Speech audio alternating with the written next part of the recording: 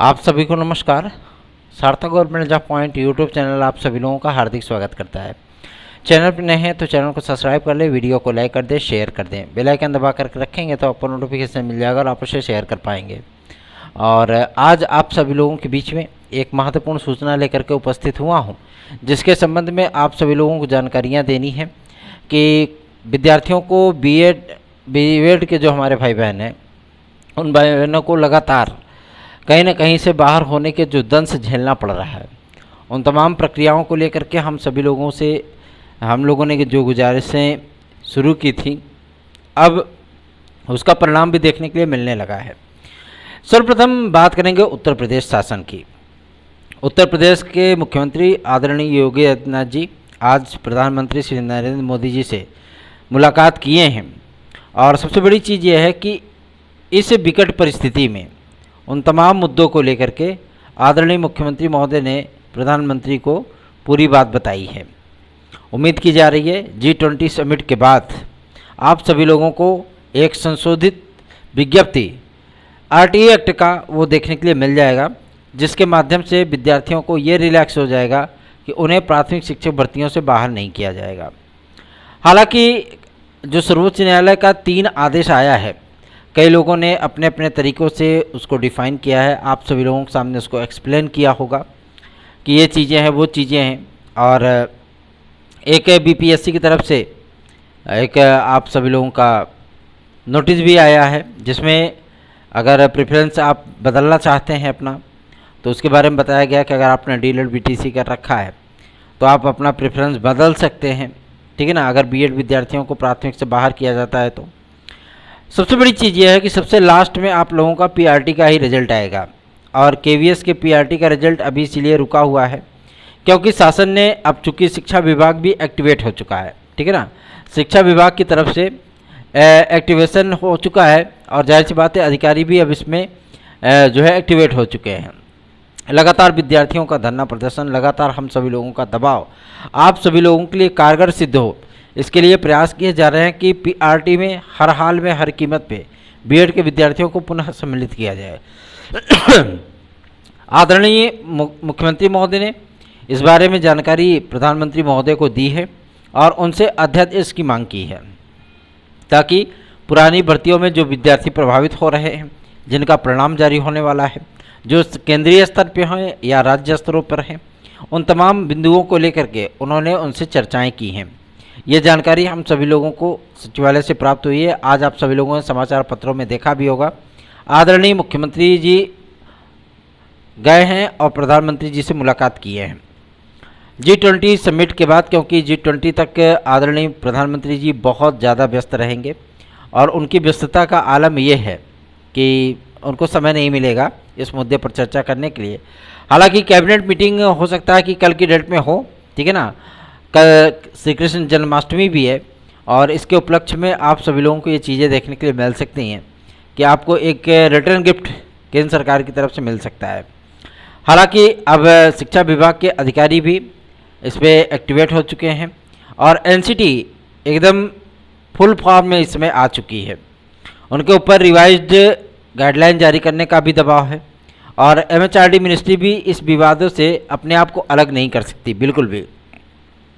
सबसे बड़ा मुद्दा यह है कि सर्वोच्च न्यायालय का ये आदेश बीएड विद्यार्थियों के सर्वथा खिलाफ है, ये बात सत्य है।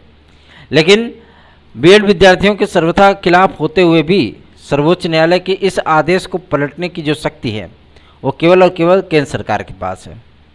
पूर्ण बहुमत की सरकार है और यदि वो इस मामले को लेकर के संजीदा होते हैं, जैसा कि संजीदा होना पड़ेगा उनको, है ना, क्योंकि आदरणीय मुख्यमंत्री महोदय ने अगर ये चीज़ें जाकर के उनसे कही हैं तो हम सभी लोगों की उम्मीदों को और भी पंख लग गए हैं। अब उम्मीदें की जा रही हैं कि आप लोगों की जो मांगें हैं उनको लीगल तौर पर अध्यादेश के माध्यम से फिर से लीगल ठहराया जाएगा, जो मामले हमेशा के लिए, क्योंकि जैसे ही ये चीज़ें होंगी, अध्यादेश जारी होगा, तुरंत ही सर्वोच्च न्यायालय का वो आदेश निष्प्रभावी हो जाएगा, ठीक है ना। और सबसे बड़ी चीज़ ये है कि वो अध्यादेश को चुनौती भी अगर दी जाएगी तो कोई प्रॉब्लम नहीं है, ठीक है ना। और सबसे बड़ी चीज़ ये है कि सेंट्रल गवर्नमेंट की ये पावर होती है, पॉलिसी ऑफ मैटर होता है, नीतिगत मामले होते हैं उनको कुछ, और उन तमाम तथ्यों को लेकर के जो योग्यता तय करने वाली संस्था है एनसीटी, वो तो पूरी तरीके से केंद्र सरकार के अंडर में है ना। अभी तक अगर ये ऐसी परिस्थितियाँ होती, यदि बीएड वालों को पूरी तरीके से बाहर ही करना होता है एमएचआरडी की तरफ से या सेंट्रल गवर्नमेंट की तरफ से या एनसीटी की तरफ से, तो अभी तक रिवाइज्ड आपका जो गाइडलाइन है वो जारी हो गया होता। लेकिन अभी ऐसी परिस्थितियाँ नहीं हैं। Don't underestimate the power of BEd student, सीधी सी बात है। गवर्नमेंट को भी ये अच्छी तरीके से पता है, क्योंकि इतना विशाल धरना प्रदर्शन, इतनी बड़ी संख्या में जो डेटा इकट्ठा किए गए हैं एनसीटी के माध्यम से, क्योंकि डिग्री को मान्यता तो वही देते हैं, सारी इन्फॉर्मेशन तो उन्हीं के पास होती है। पूरे देश में 3 करोड़ 38 लाख विद्यार्थी हैं जो बीएड डिग्री धारक हैं, और कई विद्यार्थी तो ऐसे हैं जिन्होंने कर्ज लेकर के बीएड कर रखा है, ठीक है ना। तो कंपटीशन को कंपटीशन की तरह रहने दीजिए, ठीक है। और सबसे बड़ी चीज़ ये है कि क्वालिटी ऑफ एजुकेशन, ऐसा नहीं है कि डिग्री और डिप्लोमा के बीच में झगड़ा लगा करके और जो मतलब सिस्टम मौन रहे। सिस्टम को मौन नहीं रहना है। अब सिस्टम एक्टिवेट हुआ है जब इतने सारे धरना प्रदर्शन हो गए और इतने कैंडल मार्च हो गए, इतने पैदल मार्च हो गए, इतनी मानव श्रृंखलाएँ बन गई, इतने ज्ञापन प्रस्तुत किए जा चुके, अब जा कर के गवर्नमेंट इस पर सजग हुई है, जब कि पानी उनके जो है नाक तक आ गया है, ठीक है ना। चुनावी माहौल है और 10-20 लाख विद्यार्थियों की संख्या नहीं है। अकेले उत्तर प्रदेश में 23 लाख विद्यार्थी बीएड डिग्री धारक है ना। तो इन बड़ी संख्याओं को कोई भी गवर्नमेंट इग्नोर नहीं करना चाहेगी। और पूरे देश का ये चुनाव है, कोई एक राज्य विशेष का होता तो चलिए ठीक है, इग्नोर कर देती गवर्नमेंट, लेकिन ये पूरे देश का चुनाव है और पूरे देश के बीएड डिग्री धारक एक साथ मिलकर के वोट डालेंगे, तब तो भैया भंडार हो जाएगा। और जाहिर सी बात है, इन तमाम मुद्दों को लेकर के जो प्रदेश में परिस्थितियां बनी हुई हैं, बीएड डिग्री धारकों ने लगातार प्रदर्शन करने का जो बीड़ा उठाया है, हम सभी लोग रुक नहीं रहे, थक नहीं रहे, लगातार चल रहे हैं सिर्फ आप सभी लोगों के लिए। आज आदरणीय मुख्यमंत्री महोदय का ये संज्ञान लेना और स्वयं प्रधानमंत्री मोदी जी से मिलकर के आपकी समस्याओं से उनको अवगत कराना और नीतिगत मामले को लेकर के बीएड डिग्री धारकों को पुनः सम्मिलित करने हेतु अध्यादेश की मांग करना, जाहिर सी बात है आप सभी लोगों के लिए एक खुशखबरी के तौर पे सामने आया है, ठीक है ना। आप सभी लोग न्यूज़ चैनल खोल करके देख सकते हैं। आदरणीय प्रधानमंत्री जी से आज योगी आदित्यनाथ जी मिले हैं। बहुत ही रेयर चीज़ें ऐसी होती हैं कि जबकि कोई पर्सनल मुद्दा लेकर के कोई प्रधानमंत्री महोदय के पास जाए। चूँकि अब 8 तारीख से G20 समिट शुरू होने वाला है, अब कुछ राजनेताओं के मतलब जो विदेशी नेता हैं उनका आना जाना शुरू हो जाएगा। 2 दिन के लिए पूरी तरीके से ब्लॉक्ड होगी दिल्ली, है ना। और वहाँ पे जाहिर सी बात है कि भाई नेता होता तो आ जा नहीं सकते, छात्र आ जा नहीं सकते। तो हम सभी लोगों की परिस्थितियाँ यही हैं कि हम लोगों को 11 तारीख तक हर हाल में अध्यादेश मिल जाए, ताकि जो बीएड डिग्री धारकों पर एक संकट का बादल मंडरा रहा है वो निष्प्रभावी हो सके, वो छंट सके और बीएड विद्यार्थियों को मन में जो आशंकाएँ हैं, जो वो रो रहे हैं, चिल्ला रहे हैं, तड़प रहे हैं, उन विद्यार्थियों को थोड़ा सा रिलैक्स मिले। आप सभी लोग निश्चिंत रहें, बेफिक्र रहें। आपका ये भाई अपनी टीम के सदस्यों के साथ मिल करके आप लोगों के लिए जो भरपूर प्रयत्न कर रहा है, उसी का ये परिणाम है कि एनसीटी, एमएचआरडी मिनिस्ट्री और केंद्र सरकार को आपकी बातें सुनने के लिए तैयार होना पड़ा है। यदि ये किसी एक स्टेट विशेष का चुनाव होता तो आप सभी लोगों को इग्नोर किया जा सकता था। मध्य प्रदेश की कैबिनेट ने भी ये चीज़ों का प्रस्ताव बना करके केंद्र सरकार को प्रेषित किया है कि हम अपने यहाँ बीएड के विद्यार्थियों को रखना चाहते हैं, क्योंकि अक्टूबर-नवंबर में तो वहाँ भी इलेक्शन है ना, और ये एक बड़ा मुद्दा बन सकता है, ठीक है ना। तो इसलिए आप सभी लोगों को ज़्यादा चिंतित होने की आवश्यकता नहीं है। संकट तो है ही, लेकिन इस संकट का हम लोग डट कर के मुकाबला करेंगे। आप सभी लोगों को एक्टिवेट होकर के पूरी तन्मयता, पूरी ईमानदारी के साथ इस चैनल को अधिक से अधिक लोगों में शेयर करना है, क्योंकि आप लोगों का एक शेयर हमारी एक मनोवैज्ञानिक बढ़त हो जाती है। अधिक से अधिक लोगों को जोड़िए। बीएड के विद्यार्थियों को रुकना नहीं है, थकना नहीं है, तितर बितर नहीं होना है। आप सभी लोगों को एकजुट होकर के रहना है, ठीक है ना। कल के डेट में जो प्रयागराज में धरना प्रदर्शन हुआ बालसन चौराहे पर, गांधी पार्क वहीं बगले में है जस्ट, है ना। गांधी जी की एक ठो मूर्ति लगी है और जहाँ पे भरद्वाज ऋषि जी का बड़ी सी प्रतिमा है उसके जस्ट सामने, है ना।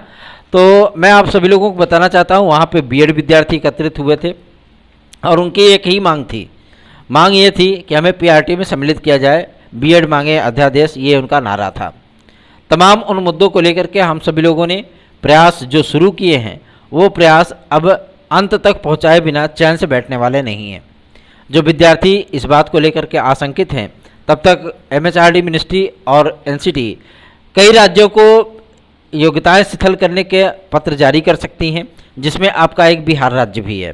ठीक है ना, क्योंकि बिहार में काफ़ी अधिक संख्या में विद्यार्थियों ने आवेदन किया था, परीक्षाएं दी थी और लगभग 3,90,000 विद्यार्थी बीएड डिग्री धारक उसमें सम्मिलित भी हुए हैं।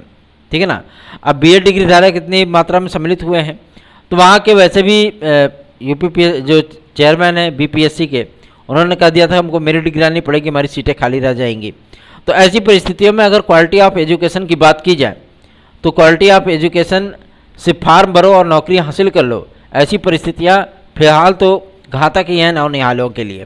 ठीक है ना, आप सभी लोगों को चिंतित होने की आवश्यकता नहीं है, बस आप लोग सहयोग करते रहें, आपका ये भाई आपकी लड़ाई लड़ रहा है। आगे बढ़ते हैं, बात करेंगे आपके एलटी ग्रेड को लेकर के। एलटी ग्रेड में एक नया विवाद सामने आया है, जिसमें विद्यार्थी परेशान है विषय कम्बिनेशन को लेकर के।